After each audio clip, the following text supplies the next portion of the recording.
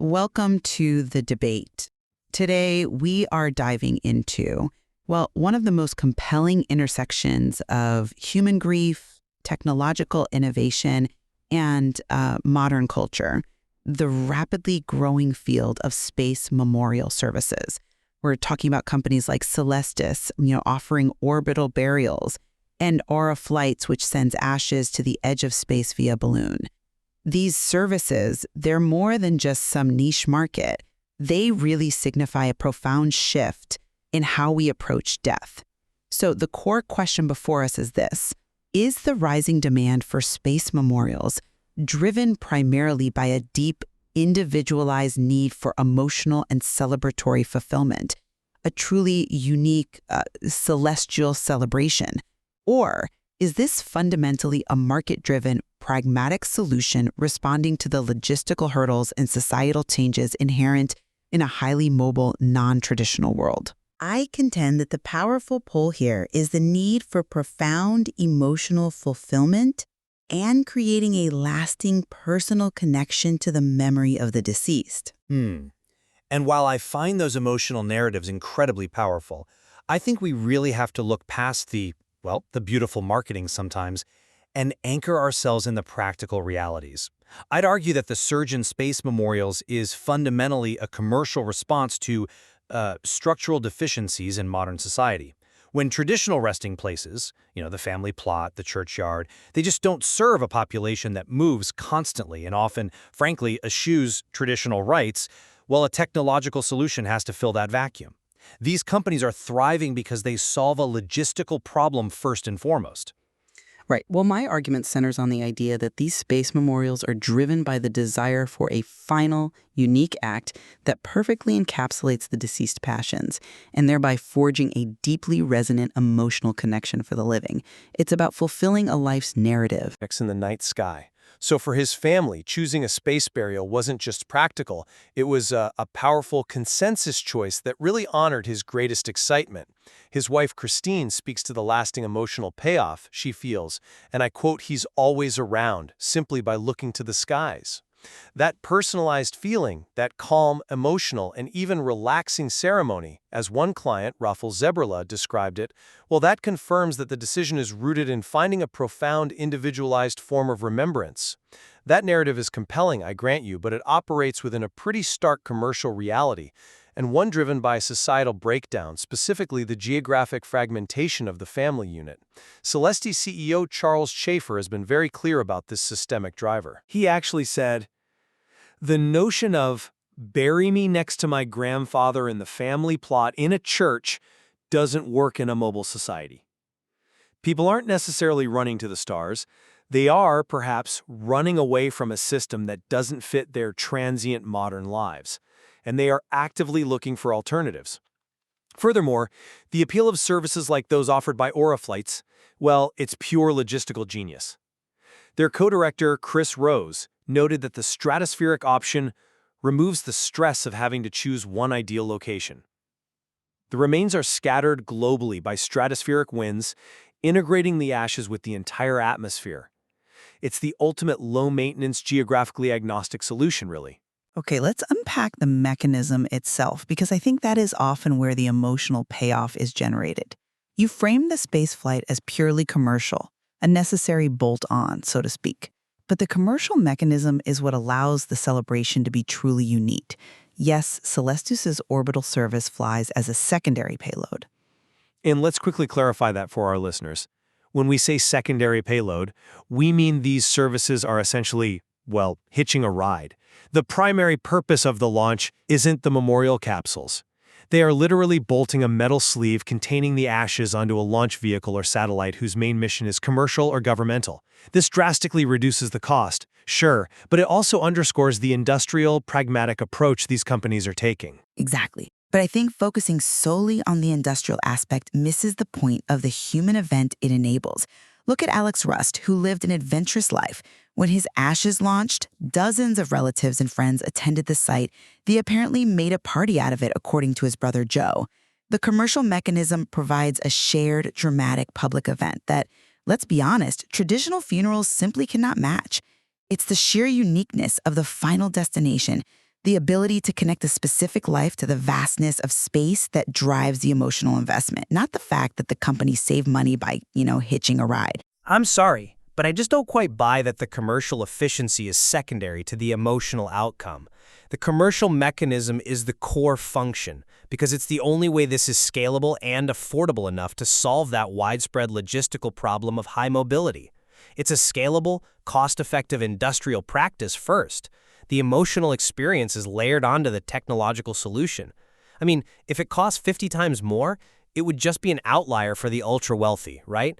Not a viable alternative for the masses looking for an alternative to a churchyard plot. Okay, let's shift the focus slightly then to the responsibility element, because this also drives the feeling that this is a sophisticated, respectable alternative.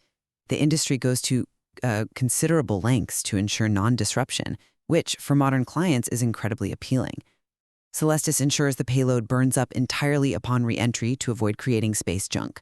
R-Flights recovers all computer and tracking equipment dropped by parachute after the balloon bursts. This commitment to planetary care, it makes it feel like a meaningful, responsible final act, which I think contributes directly to the client's sense of fulfillment. To your point about responsibility, I wonder if that environmental compliance serves emotional fulfillment, or if it is purely a prerequisite for staying in business. I mean, these measures, burning up the payload or recovering the equipment, are absolutely necessary for regulatory compliance and maintaining commercial access to launch services. If they polluted space, the industry would shut down pretty quickly. So that's simply the cost of doing business in this sphere, not necessarily an emotional selling point. The true pragmatic appeal, particularly for Auroflight's stratospheric service, is its logistical elegance. The ashes, described as sterile, join the atmosphere as raindrops and snowflakes.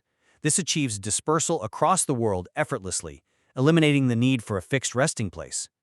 That complete, clean logistical solution seems like the primary driver for those weary of finding a single, acceptable fixed location. But the fixed location problem is solved only if you accept that dispersal is the ultimate goal. I think the reason this market is viable isn't just because the cost is comparable, but because the cost buys a profoundly interactive emotional experience that traditional services really cannot touch. Right, let's unpack the cost because it is the crucial factor confirming market viability. These services range from, $2,500 up to maybe $12,500? This is highly competitive with the average U.S. funeral cost, which hovers around $9,000. So this isn't just a fun novelty for science geeks.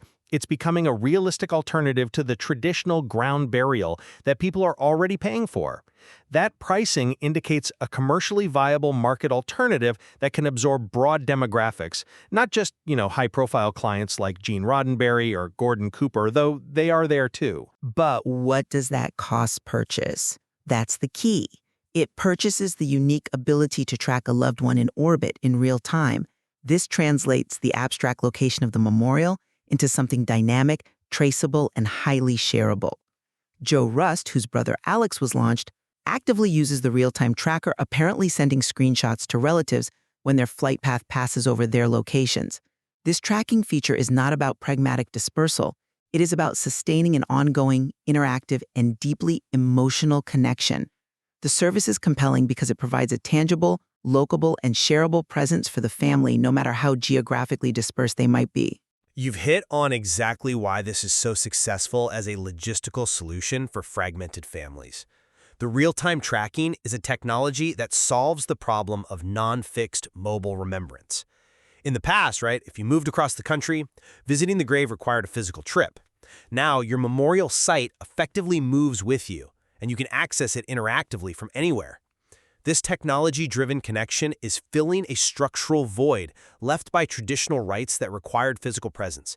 It is a highly effective, high-tech replacement for a church plot in a decentralized society. I acknowledge that the sociological context, the high mobility, provides the opportunity, yes, but the opportunity is seized through the powerful cultural shift these companies embody. Schaefer himself noted that the trend is increasing due to growing cremation rates and a declining emphasis on cultural and religious traditions. My point is that this trend is not just filling a structural vacuum, it is actively creating a new, powerful tradition tailored to individual life stories. I'd argue the sociological necessity came first. When traditional culture no longer meets the logistical needs of modern, decentralized individuals, a new commercial model must arise. The decline in traditional rights leaves people somewhat unmoored, searching for anything that provides resolution. The fact that the commercial solution happens to be elegant and high-tech is what makes it popular. I see the decline of traditional sites, absolutely. But viewing this simply as filling a void misses the significance of the meaning being created. It allows people to specifically honor a life narrative in an extraordinary way.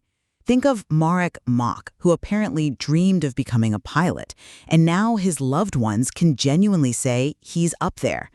The focus is on finding a final resting place that is symbolic of a human body at that point, linking the memorial directly to the unique identity and passions of the deceased. That symbolic fulfillment, that profound individualized recognition, that's the essence of the celestial celebrations. And I believe that narrative ambition is what ultimately drives the purchasing decision, even if the decline of religious tradition cleared the way for the option. And that narrative ambition is only achievable because the cost is manageable and the logistics are flawlessly executed by a highly efficient commercial entity that is, at its core, hitching a ride on other people's satellites. The ability to honor Marek Mach's dream exists only because the modern space economy figured out how to make his ashes a commercially viable secondary payload. The foundational sociological shift, the mobile family, the necessity of cremation, is the bedrock that allowed this market to flourish in the first place. Ultimately, I think the success of space memorials shows us a powerful human need for meaningful ritual persists, even when that ritual is delivered via industrial, commercial technology. For the clients, the outcome is that the simple act of looking up at the night sky now holds a deep, personalized significance that transcends mere practical logistics. That feeling of enduring connection is the true product they're buying. Well, what we've illuminated here is, I think, a powerful intersection. Modern commerce efficiently solved the logistical problems of memorialization in a geographically mobile society. And in doing so, it unlocked new, high-tech avenues for deeply personal fulfillment. The foundational sociological shift and the resulting market opportunity made this industry necessary, even if the resulting services feel deeply celebratory and profound to those who use them. Yeah, I think that's fair. The expansion of services like Celestis and Aura flights really underscores that contemporary memorialization is a complex navigation. It must successfully address both the practical constraints of modern life, the mobility, the lack of fixed community perhaps, and that enduring profound human need for connection and remembrance.